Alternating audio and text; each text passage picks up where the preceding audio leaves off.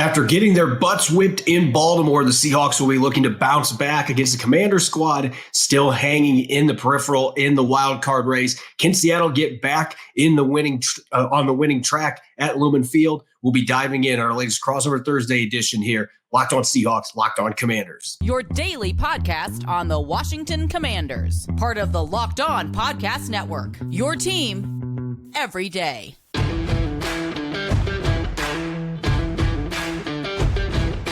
Greetings, 12s and Commanders fans. This is Corbin Smith of the Locked On Seahawks podcast. Glad to be joined by David Harrison of the Locked On Commanders podcast. It's time for our weekly Crossover Thursday special. The Seahawks set to host the Commanders at Lumen Field. Seattle licking its wounds after a really rough 37-3 loss in Baltimore. Meanwhile, Washington, even after trading away two really solid pass rushers, they find a way to get back in the win column against New England. And so they're going to be coming to town only a game under 500. So this provides a great opportunity for both teams. Seattle looking to bounce back. And David, obviously Washington, even with the trades, they are right in the thick of things to get back in the discussion for the wild card going into this game.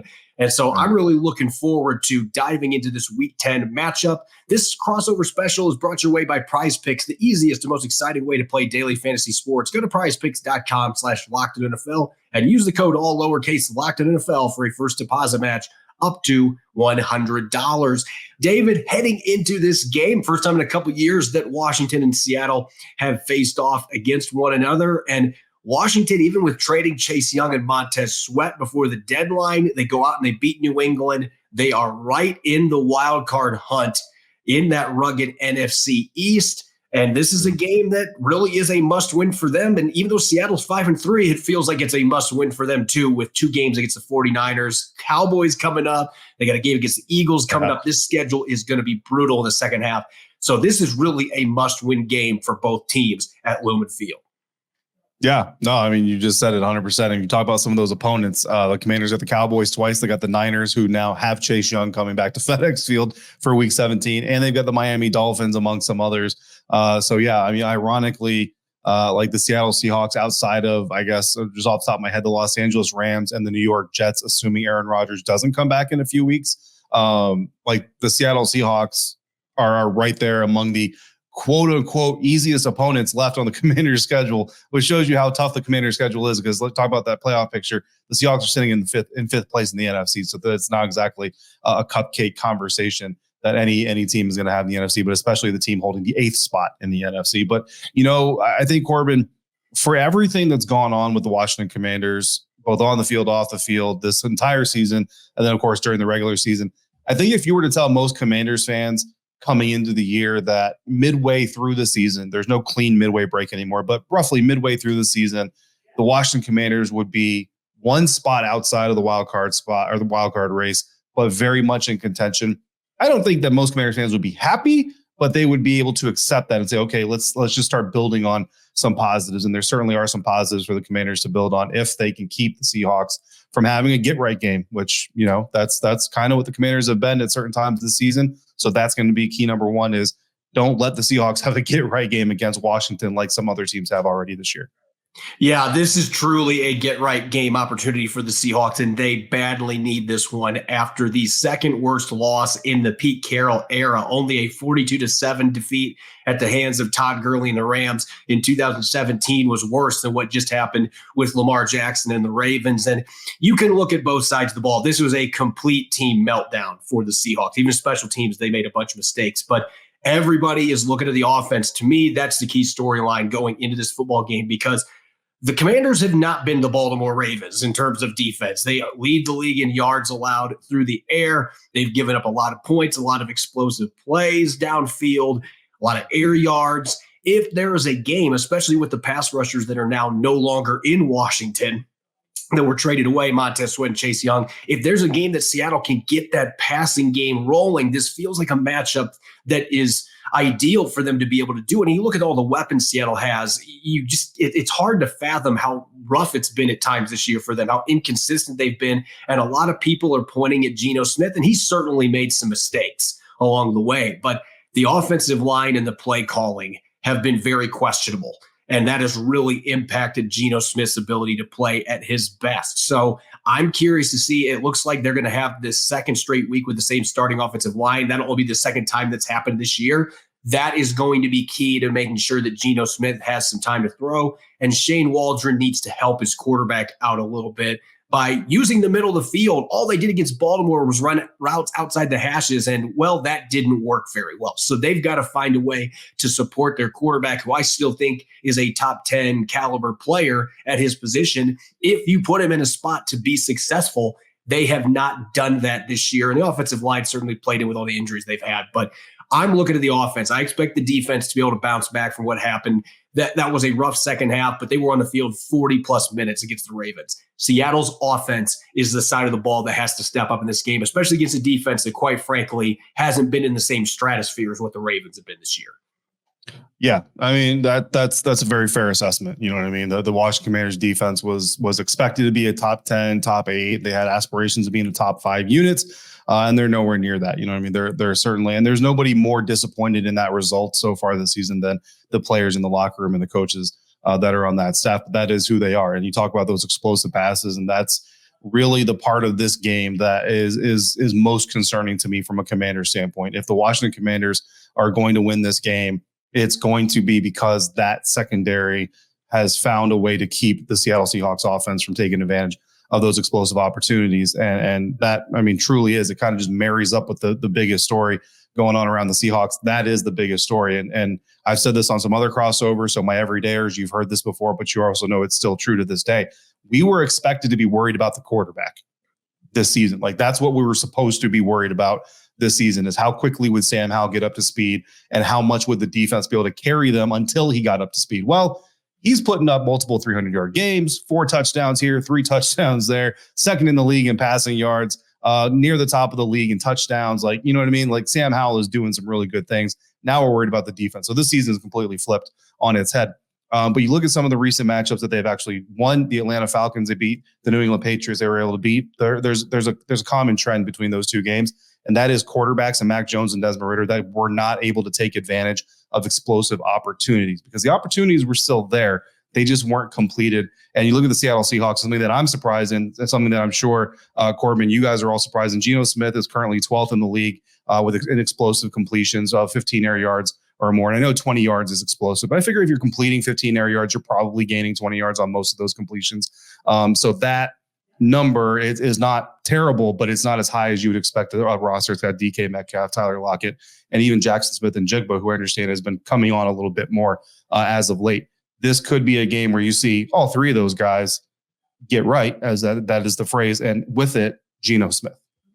Yeah, that's going to be a perfect segue into our matchups, because I do look at this being a game where Geno Smith, the pressure's on, the hot seat is on him, whether fair or not, because this is a team that had top 5 offense expectations. I still think they can play to that level. It just hasn't come together. The offensive line has been a big part of that with the injuries, the musical chairs they played there, but they've still got those studs on the outside. The rookies starting to get caught up with the other players. Now can you get Tyler Lockett and DK Metcalf playing to their potential? And this is going to be a game where it's going to be interesting to see how that plays out against Washington's secondary. I'm sure we'll be talking about that and several other key matchups going into this Week 10 game coming up next year on our Crossover Thursday special on the Locked On Podcast Network, which is brought your way by DoorDash. Why root for your team on an empty stomach? That is a game day travesty that ensures you won't be cheering at your very best. Order on DoorDash and save on football watch party favorites. Right now, you can get 50% off up to a $10 value when you spend $15 or more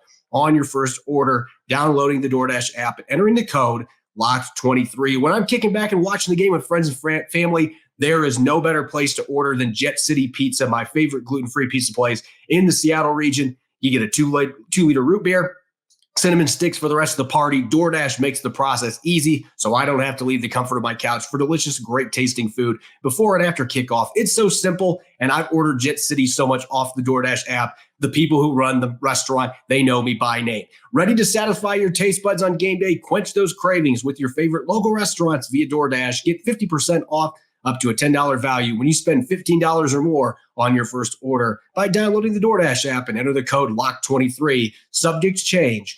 Terms apply.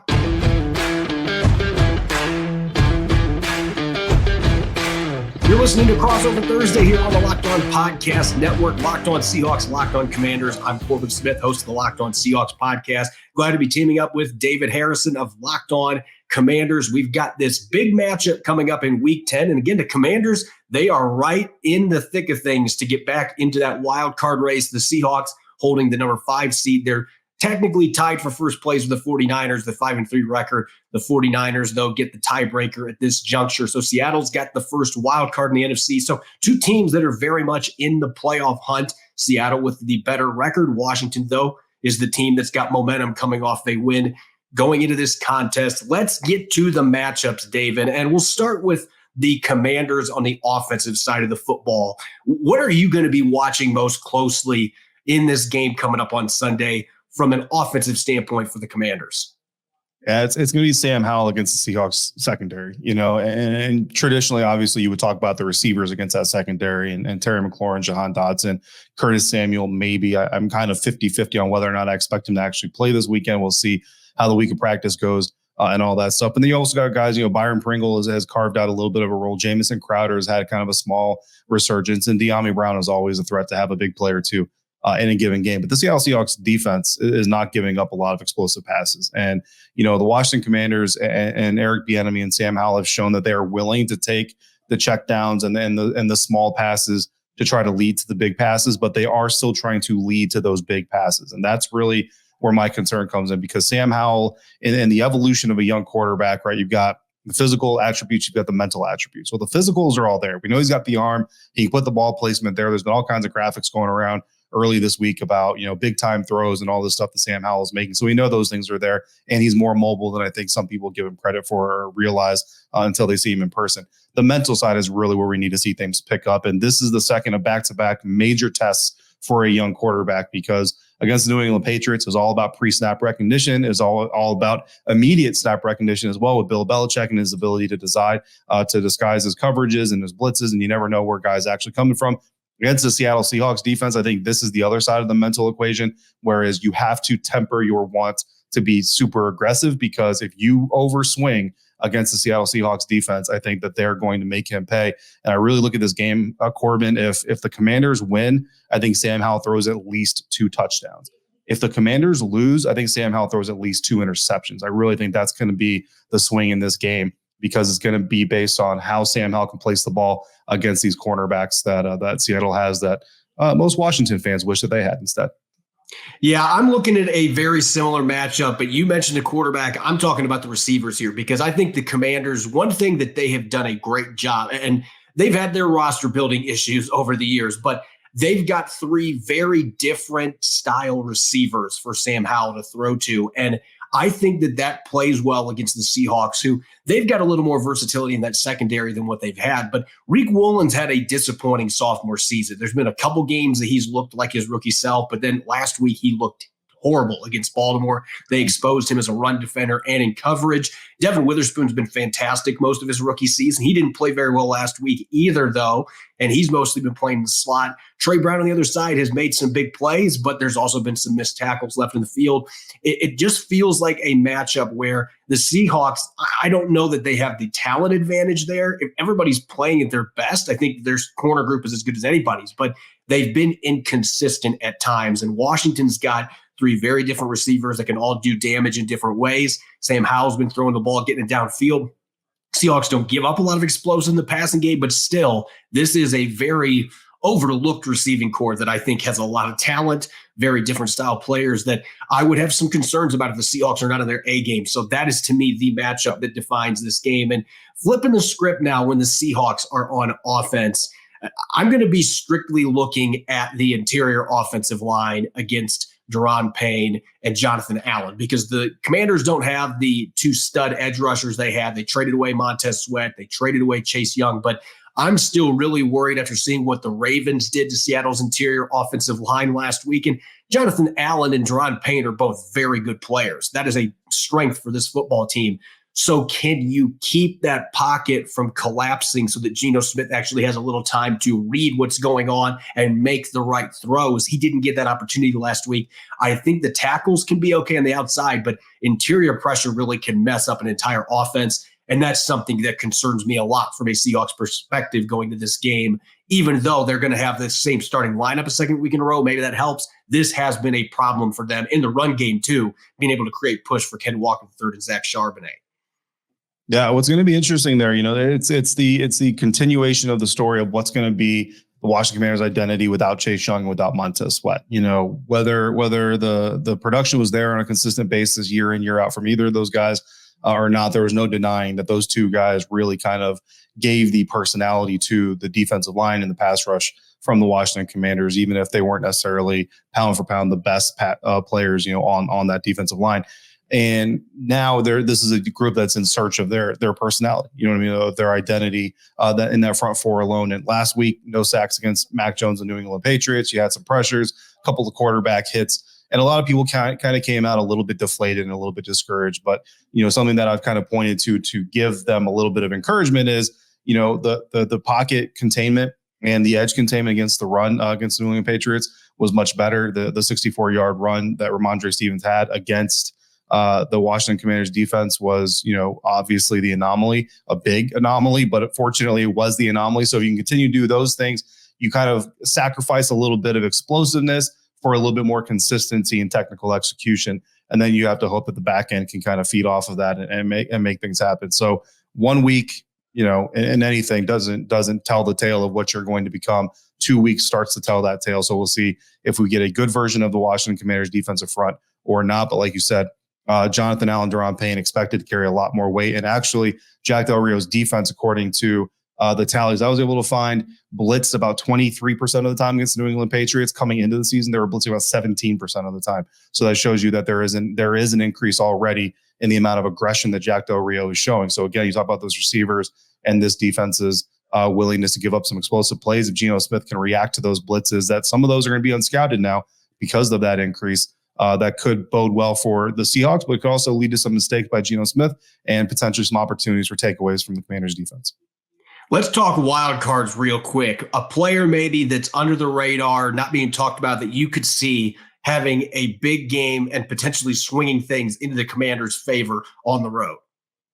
Yeah, I'm going to look at Antonio Gibson. You know what I mean? Brian Robinson Jr. is the number one back, and everybody's going to know that the Commanders are going to try to see if they can get some yards up the middle and off tackle with him and do all those things. But Antonio Gibson is really kind of that X factor, because when you talk about the talent in the receiver group, if they can push the ball a little bit, if they can get those Seahawks defenders playing a little bit deeper coverage, open that umbrella up just a little bit more, then you can get Antonio Gibson down there against.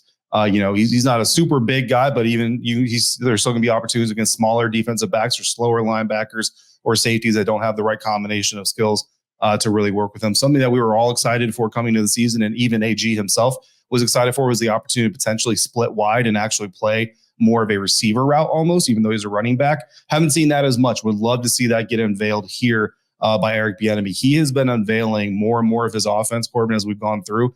In the first 15 plays last week against the New England Patriots, they came out in 8 different personnel groupings and looking at and alignments within those looks. That is a lot more than we saw earlier in the season, and it just shows how comfortable EB is getting with Sam Howell in this offense.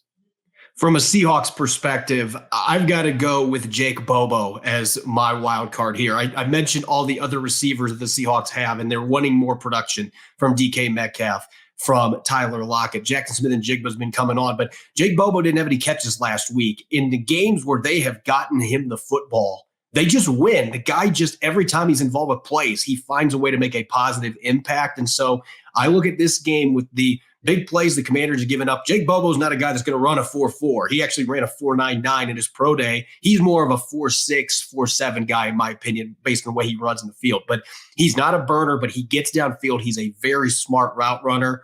And I think they're going to try to find some ways. He's played especially well at home. I think he's a player to keep a close eye on against a secondary that has given up more passing yards than anybody in the league. Number 19, it might be time for some more Bobo here in week 10. Coming up next, we are going to shift gears to keys to victory. And I don't know that we'll be dishing out score predictions, but we're just going to have some predictions looking at the spread coming into this football game. Don't go away. You're listening to Crossover Thursday here on the Locked On Podcast Network, which is brought your way by Jace Medical. We spend a lot of time talking together here on the show. We get fired up together on wins and losses, who starts, who sits. I'm thankful for that connection we have. And today, I want to chat a little bit more about some personal stuff. Whether you're on extended travel, bracing for a major weather event, or limited by yet another supply shortage, you are covered, my friend. Thanks to our partners at Jace Medical, life-saving antibiotics and a long list of daily medications can be ordered in a 1-year supply. Even ED generics for Cialis, Viagra, and Revatio prescriptions. Go online right now at jacemedical.com to receive your 12-month supply on your daily medication. Remember to use promo code LOCKEDON at checkout for a discount as well. A verified customer had this to say about Jace: I am thankful for this service. Supply chain issues caused me to cut pills in half to have it. I ordered most of my daily meds with a year's supply. I ordered an antibiotic kit. I feel secured out. Prices are lower than local pharmacies. I highly recommend this for everyone. If you or someone you love would get some peace of mind by having a year's supply of any daily medication, go to jacemedical.com to see if it's offered for you. Remember to use the promo code LOCKEDON for $20 off your first purchase.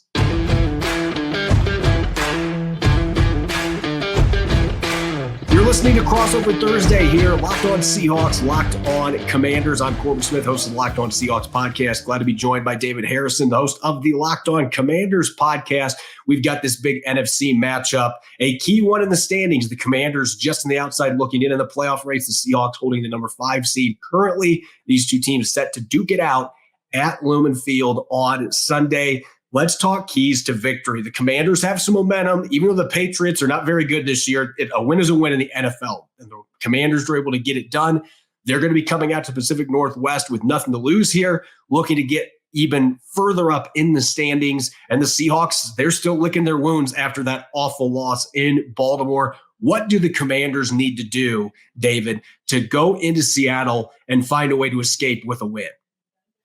Steal at least 2 possessions. That's how I'm going to put that. Steal at least 2 possessions. This Commanders defense has been a lot better at forcing and recovering fumbles than it has been taking advantage of interceptions. But the last time this defense faced a quarterback that's got close to as many turnover-worthy plays as Geno Smith has so far this season, according to Pro Football Focus, it was Desmond Ridder, and they were able to take 3 of those away. I don't think they're going to get 3 against Geno Smith. And I know that lately, the last, I think 4 weeks, he's only thrown 1 interception. So most of his interceptions come in earlier in the season. But this is still the season where Geno Smith is having, I think, his 4th highest turnover interception rate as a quarterback in the NFL. And I'm not saying that, the bells are tolling or the letter is being written or anything else. I know there's a lot of Drew Lock fans out there. I'm a Drew Lock fan for the record, but I don't know that it's time for Drew Lock in Seattle myself.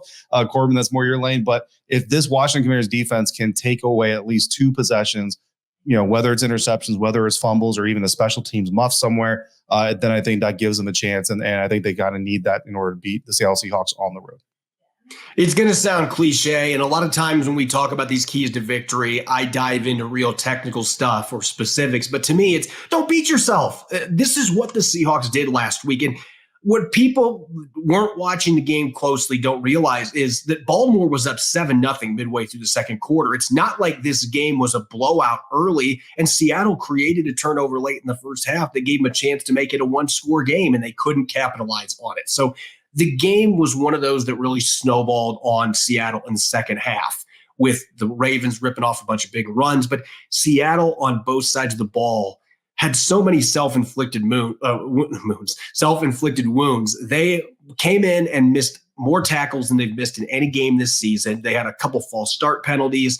On offense, they had some drops. Jackson Smith-Njigba had a 3rd down drop early in the game that I think set the tone for the way the rest of the game was going to play out. Seattle just seemed flat after that.